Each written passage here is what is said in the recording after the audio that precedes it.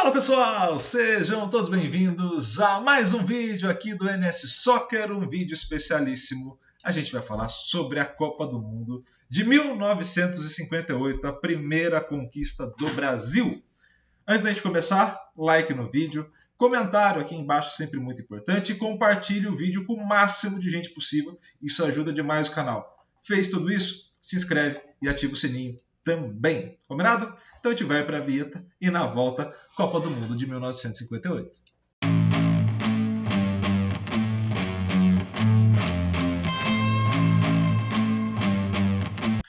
Pessoal, de volta esse vídeo especialíssimo e a gente vai começar esse vídeo entendendo o contexto, né?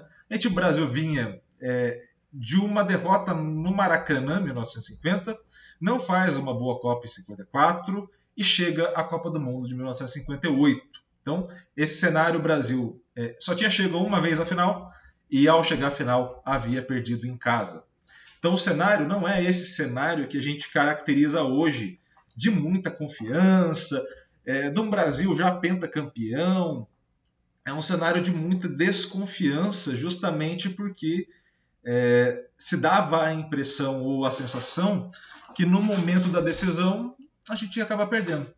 Então, nesse cenário de dúvida e incerteza, o Brasil faz a trajetória na Copa do Mundo de 1958. A gente vai passar aqui na tela para vocês, vou compartilhar, vou até dar um zoomzinho aqui também para ajudar vocês, né? Senão também é sacanagem, para a gente entender como fica ou como ficou os jogos do Brasil. O Brasil inicia a Copa do Mundo vencendo a Áustria por 3-0. Tá? Então o Brasil vence, 2 gols do Mazzola e 1 de Nilton Santos. Depois a gente faz um jogo contra a Inglaterra, 0-0. E, por fim, uma vitória sobre a União Soviética por 2-0, 2 gols do Vavá. Feito essa primeira fase da Copa do Mundo com 2 vitórias e 1 empate, a gente vai para a fase final, para a fase eliminatória. Diferente da Copa do Mundo de 50, que a gente viu no último vídeo da semana passada, que foi um quadrangular, ou seja, todos enfrentaram todos ali num quadrangular final, essa não. Essa teve quarta, semi e final. Então, nas quartas de final, o Brasil enfrenta País de Gales, 1-0, gol do Pelé. Primeiro gol do Pelé em Copas do Mundo. Depois, o Brasil enfrenta na semifinal a França, 5-2, um gol do Vavá, 1 do Didi e um hat-trick do Pelé. Ou seja, no segundo jogo da Copa do Mundo que o Pelé marca gol, ele já marca um hat-trick. E a final foi contra a Suécia, então dona da casa, vitória por 5-2, com 2 gols do Vavá, 2 gols do Pelé e 1 gol do Zagallo, tá bom? Então essa foi a trajetória da Copa do Mundo que a gente passa a ter. Essa trajetória é muito importante de se entender, porque, como vocês viram ali, a figura do Pelé foi ganhando importância ao longo da competição.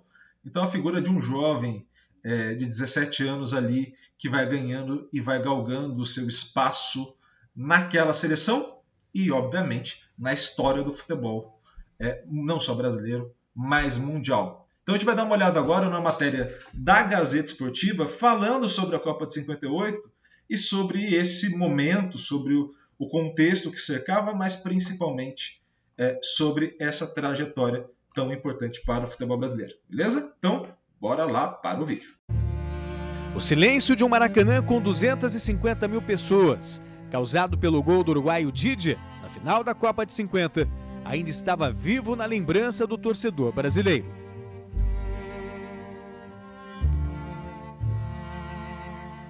Perdemos um título em casa, que foi uma coisa absurda, né? Perdemos em seguida a outra Copa na Suíça. Então era um perdedor o Brasil, não era um time considerado um time vencedor. 8 anos depois, o complexo de vira-latas, como dizia o escritor Nelson Rodrigues, seria abandonado de uma vez por todas. Paulo Machado de Carvalho, Marechal da Vitória, chefiou a delegação brasileira na Copa do Mundo da Suécia, a maior até então, com apenas um objetivo: vencer. A Copa foi uma organização perfeita. Dr. Paulo Machado de Carvalho era afeito ao futebol. Ele montou uma grande equipe. E era uma equipe que exigia muita disciplina. Nós fomos muito disciplinados a conquista da Copa, né? A meta tinha que ser a Copa, custasse o que custasse. Sob o comando do técnico Vicente Feola, o elenco da seleção brasileira foi uma mistura da experiência de Gilmar e Didi, por exemplo, com a juventude de Garrincha e Pelé. Havia uma turma que já pela própria maneira de ser, de proceder e pela experiência, tinha um certo comando com relação aos demais. Nós tínhamos o Gilmar, que já tinha vivido em 2 Copas, né? Nós tínhamos o Djalma Santos, nós tínhamos o Nilton Santos, nós tínhamos o Zito, tínhamos o Didi. A molecada, os outros jogadores mais jovens, tinham assim que manter a disciplina, porque havia realmente exemplos admiráveis desses jogadores que eu citei. No primeiro jogo, dia 8 de junho, contra a Áustria, a molecada ficou no banco de reservas e a experiência foi necessária para uma boa estreia. Aos 37 minutos de jogo, Mazzola marcou o primeiro gol da trajetória do primeiro título mundial brasileiro. O lateral Nilton Santos, contrariando as ordens de Feola para que não atacasse, fez o segundo. Ele viu um espaço vazio, ele estava com a bola e eu, dentro da minha função, eu estava próximo ao Nilton. Aí eu falei, olha, vai que eu fico na tua. O terceiro saiu dos pés de Mazzola novamente. 3 dias depois da estreia, o Brasil enfrentou a Inglaterra. 0-0 que mudou a história daquela Copa e também do futebol mundial. Chateado com o empate, Feola fez 3 alterações na equipe para a partida contra a União Soviética. A primeira foi a entrada de Zito no lugar de Dino Sani. Eu soube que ia jogar pelo quadro de aviso. Nós lá éramos dirigidos por um quadro de aviso. Tal hora tem treino, tal dia tem isso, tal dia tem aquilo. E a escalação eu soube lendo no quadro de aviso. Ninguém me falava, você vai jogar. Até o jogo contra os soviéticos, o Brasil, é claro, ainda não era campeão do mundo. Garrincha era apenas mané e Pelé ainda não era rei. Nós jogadores sabíamos que o Garrincha e o Pelé eram insuperáveis, eram muito melhores, eram gênios.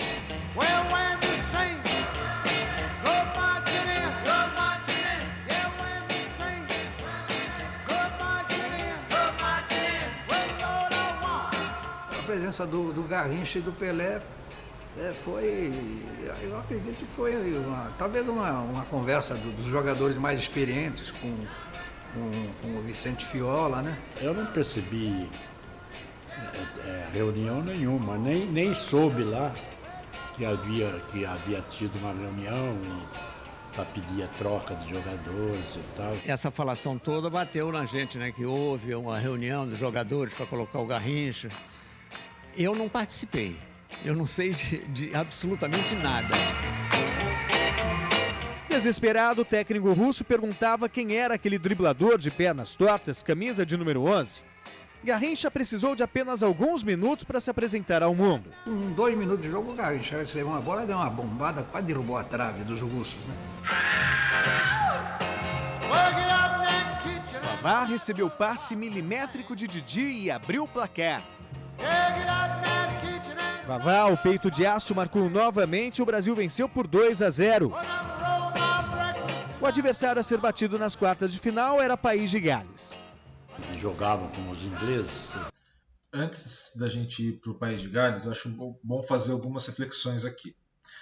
A primeira delas, percebam como a construção desse coletivo ele depende muito da forma de comunicação na ação e principalmente numa certa percepção das possibilidades de ação que os jogadores passam a ter. O que eu estou falando com isso para explicar um pouco melhor? O fato de você colocar jogadores do talento do Garrincha e do Pelé faz com que os outros jogadores percebam possibilidades que eles não percebiam. E isso faz com que você não só aumente a confiança no sentido mais mental, psicológico, mas também modifique o teu padrão de ação justamente porque agora você tem um jogador rápido na ponta como o Garrincha, você tem um jogador como Pelé, extraordinário, e aí você tem um conjunto de ações possíveis diferentes das que vocês tinham. Por isso que a gente consegue organizar essa estrutura, entendendo a relação com a bola, e perceba como ter jogadores habilidosos acaba acontecendo isso, e aí a gente está falando de jogadores habilidosos principalmente na relação com a bola, e também na forma como a equipe vai se estruturar, seja no espaço, ou seja se comunicando, como ela vai modificar uma coisa em detrimento da outra. É tudo do mesmo produto, digamos assim, é tudo da mesma ponta que é o futebol e que é a ação. E essa modificação acaba acarretando também numa equipe imprevisível, grande parte das vezes, para os adversários. A gente está falando de 1958. Então, assim, as equipes não se conheciam previamente, você não tinha 15 mil vídeos que nem você tem hoje no YouTube, você não tinha grandes empresas de scout, então era um cenário diferente, que obviamente possibilitava, por exemplo, um jogador que nem o Pelé ou que nem o Garrincha, ser um jogador desconhecido para um povo de fora, para os europeus, no caso, que disputava a Copa do Mundo. Hoje em dia, por exemplo, a gente já tem jogadores da base no Brasil que são conhecidos dos clubes mundo afora, mas na época não era assim, e isso possibilita você fazer surpresas ao longo de uma competição. Vamos voltar lá agora para entender a fase de grupo, a fase mata-mata, eliminatória agora, os últimos 3 jogos dessa trajetória do Brasil. Jogadores 10 atrás, um recuar. 10 atrás, um na frente, balão para frente, balão para todo lado. E muita marcação de pegada. Eu achei que foi o jogo mais difícil. Ao contrário de Garrincha, Pelé ainda não tinha revelado quem realmente era dentro de campo. Muita gente diz, como pode, Pelé, você, aquela responsabilidade. Poxa, mas na realidade, eu não tinha responsabilidade nenhuma. Nós que já o conhecíamos do Santos, sabia que com ele não ia ter negócio de medo de Copa do Mundo, por ele ser um jovem de 17 anos. Quando o jogo entre Brasil e País de Gales se encaminhava para mais um 0-0...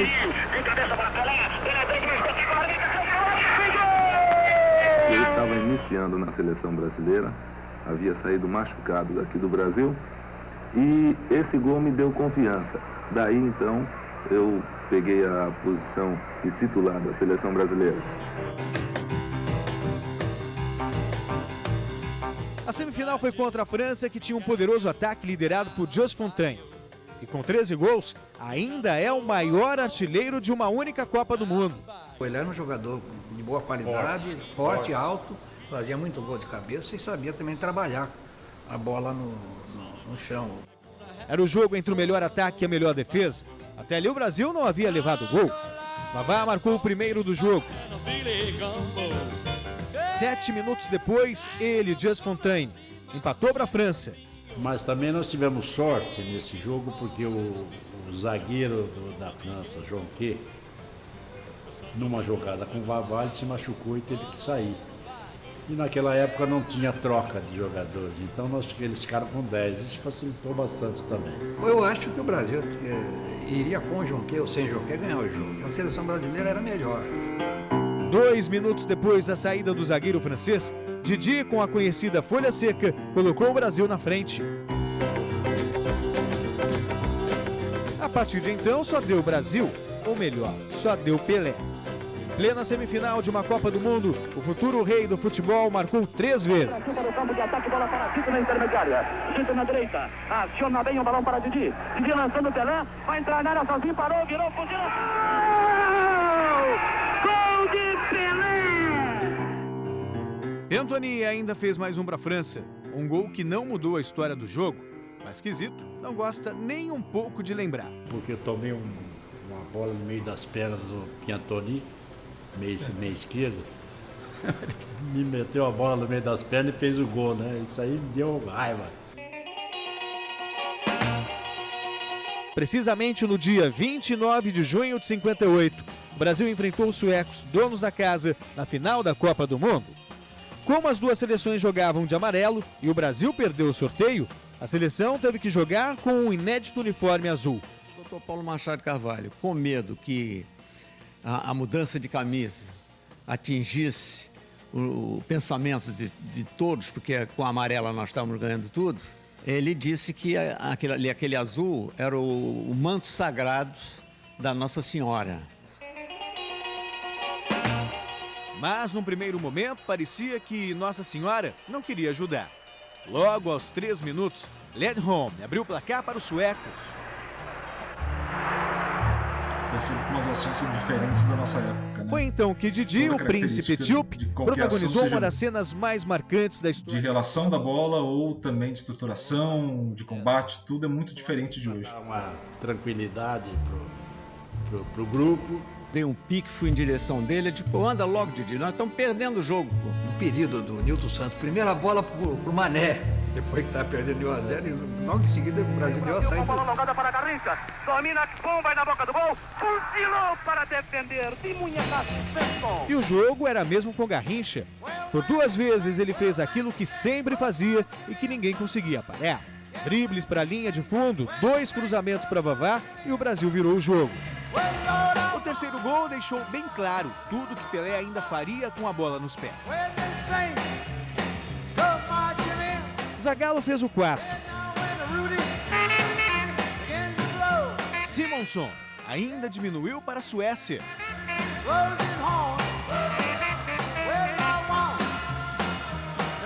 E no último minuto, Pelé fez mais um. Pelé entrou de cabeça para o arco e gol! Pelé, com uma cabeçada extraordinária, marca o 5º gol do Brasil. Brasil, campeão mundial de futebol.